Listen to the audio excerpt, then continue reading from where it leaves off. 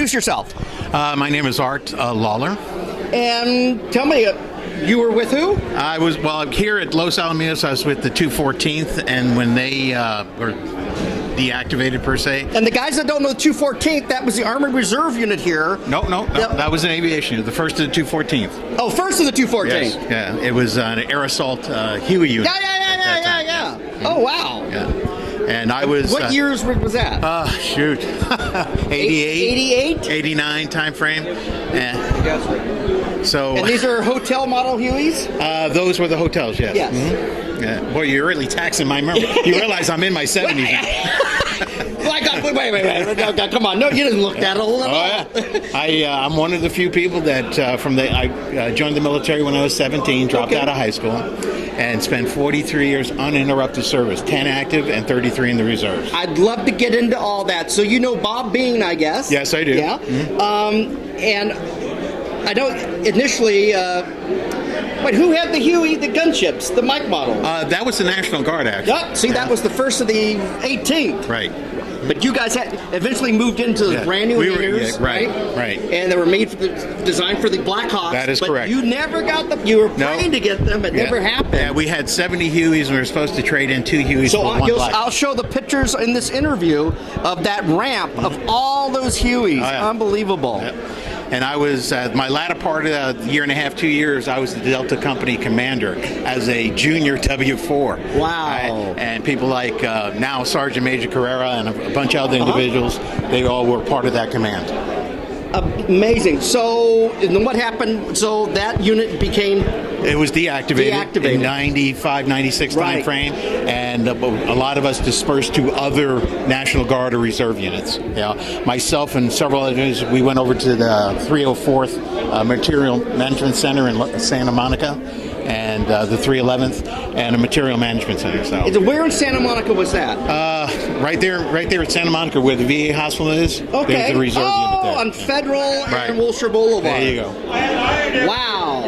Interesting. That's wow. Yeah. And you were there till... I was there, Jesus, you're really taxing my So that was 95, 96? Right, 97? until 2000. And then 2000, I went to the medevac unit, California National Guard, up in Mather. Okay, so that was the 126 at the old Mather Air Force Base. Right. Well, they were there when it transitioned. Right. And I really never blended well with the National Guard. Yeah. And at that time, I'm sorry, they were spooling up the brand new reserve unit at George Air Force Base. Correct. All right, so I got in there, became their standardization instructor pilot in the Black Hawk, and then got deployed with them and all that good stuff. So. Okay, so you got deployed to Iraq the same time in 2004? That's correct. At Fort Sill. Right. All right, wow. And that was 10 Black Hawks, and then you ended up going to near Mosul, right? Well, we were.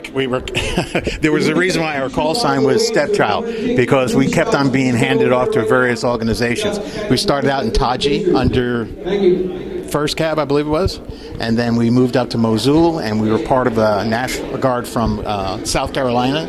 And then they left, and the 101st 2nd Battalion Let's explain came something that was very unique about those 10 Black Hawks. Mm-hmm. They were strictly flight companies and no maintenance personnel at all. That's crew chiefs. That was about you don't have any. So what you ended up doing, they ended up contracting Dynacorp or whoever, LG or whoever it was. That is correct. That is, and you're at a base isolated. Right. We were at QS, which was out in the middle of nowhere. That was just crazy. And my understanding that your unit, because I know Pete Gillies. Pete Gillies. I'm retired LAPD as well, so me and Pete used to work together from the department. So you knew Jerry Dixon. Yes. Wolf Hope. Yes. Jim Wolf Hope, a variety of other individuals. So that unit, so you came back from Iraq, and I guess you retired finally. No, I was selected for W5, got promoted in October of 2008, and the battalion commander moved me over to the 244th Aviation Brigade. And I stayed there till I retired. Where is the 244th? Right now they're at Fort Dix, New Jersey. Wow. But during that time, where were they? They were at in Chicago. Okay. I'm trying to think of the name of the base. I'm sorry. That's all right. So you moved around a lot. Oh, yes. And the reason they wanted me is because at the time, until I just recently retired, I was an inspector for the Federal Aviation Administration. Okay. And I had no problem going where I needed to go to do things. Now, an inspector, so in what was your specialty as an inspector? I was an operations inspector, which basically means I take care of all of the operations side of the house, pilots, flight attendants, things of that nature, Okay. dispatchers, their manual system on how they get that airplane ready for passenger boarding and things of that nature. Now, here's a good question, and everyone is going to want to know. Civil service, obviously.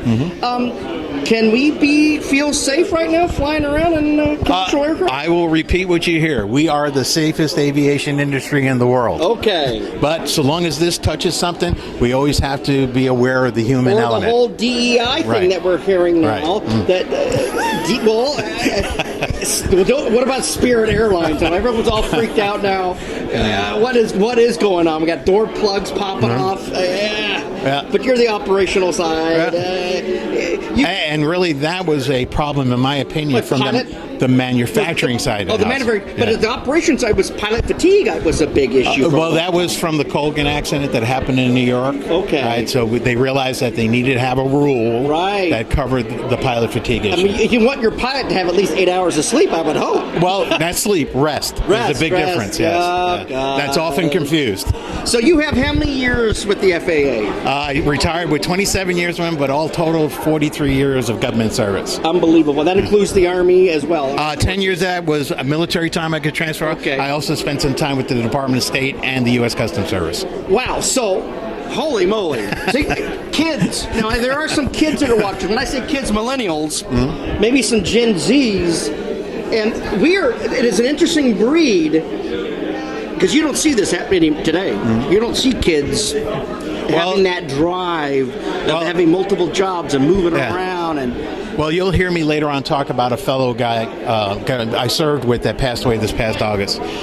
We came from very dysfunctional households, and we found a family in the military. And from that drive of that dysfunctionality made us succeed in the military. Correct. Okay? Correct. So I dropped out of high school. Shortly after getting me into the military, I got my GED. In 2001, I got my master's degree in aviation management. Wow. Right? So as long as you have that progressive will, you can live the American dream. Let's put it that way. So the military filled that void that we had in a dysfunctional. I grew up in a dysfunctional family as well.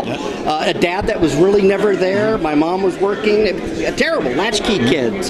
So, and a lot of, I don't know. There's no sense of patriotism I see in these kids today either. There's no sense of service. True, and I kind of blame that on the parents because being in the military is a four-letter word now. Yes. Right. Whereas my uncle was a navigator on B-17s during World War II. Nice. Got shot down over Germany. Spent the last 18 months of the war in a prisoner of war camp with the last name of Geisler. And on his prisoner of war paperwork, it had suspected Jew on it because he was Jewish. So that was my background. And my mother sent me into the world saying, steal the world with your eyes, meaning learn everything you possibly can. Yes, and big ears. Yes. Well, it's been a pleasure. I'd love to wrap with you again. No problem. So